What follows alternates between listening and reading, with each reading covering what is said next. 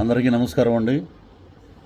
ఉదయం నుంచి పృథ్వీరాజ్ అరెస్టు, పృథ్వీరాజ్ని కోర్టులో లొంగిపోమన్నారు, పృథ్వీరాజ్ని తీసుకెళ్ళి ప్రశ్నిస్తున్నారు.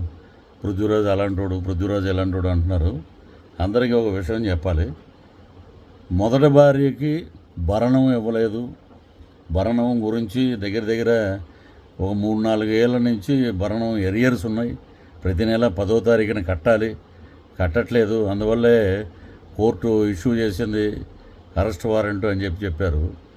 ఏమంటే అసలు చాలామంది అసలు నిజంగా ఈ చిన్న యూట్యూబ్ ఛానల్స్ కానీ ఇతరత్ర మీడియా వారు కానీ అసలు విషయం తెలుసుకుని పృథ్వీ గారు ఏంటని అడిగితే నేను వివరంగా చెప్పేవాడిని. న్యాయస్థానం పరిధిలో ఫ్యామిలీ కోర్టులో ఈ మ్యాటర్ కొన్ని సంవత్సరాల నుంచి జరుగుతుంది. సో దానికి సంబంధించి వారు ఒక అమౌంట్ చెప్పారు. ప్రతి నెల amount till up to date ఇప్పటి వరకు ప్రతి నెల హైకోర్టులోకి వెళ్ళిపోతూనే ఉంది అకౌంట్లోకి.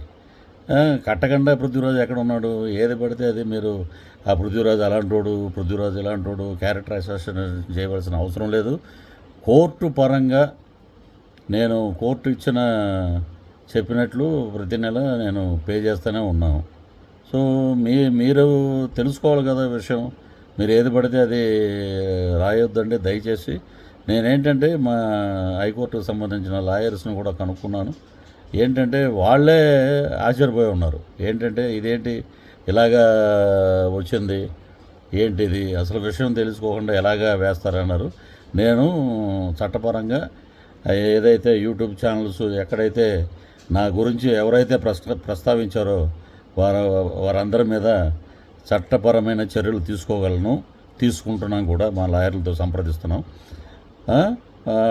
తీవ్రంగా ఉంటుంది పరిణామం. మీరు ఎలాంటివి వేసేటప్పుడు అడగండి. కోర్టులో ఉంది కుటుంబ వ్యవహారం, దాన్ని కూడా బజారుకి ఇచ్చేస్తారా? అక్కడ కట్టవలసిన భరణం ఎంత ఉంది, దానికి ప్రతి నెల ఎంత కట్టాలి అనే కోర్టులు కూడా మీరేనా? దీన్ని బట్టి ఒక మనిషిని ఎలా పడితే అలాగా క్యారెక్టర్ అసోసియేషన్ చేయకండి. క్యారెక్టర్ని దిగజార్చే ప్రయత్నం మానుకోండి. కాబట్టి నేను మాట్లాడేది ఒకటే, న్యాయపరంగా కోర్టు ఏదైతే చెప్పిందో దాని ద్వారా నేను కడతానే వెళ్తున్నాను. టిల్ ఈరోజు జూన్ వరకు జరుగుతూనే ఉంది. కాబట్టి మీరు నిజాలు తెలుసుకొని మాట్లాడండి. నేను ఇంతకు మించి ఇంకెక్కువ ఏం మాట్లాడను. ఏది పడితే అది రాయకండి దయచేసి. పాత్రికేయ మిత్రులు అందరూ నాకు మంచి మిత్రులు. నన్ను అడిగితే నేను చెప్పేవాడిని ఏంటనేది.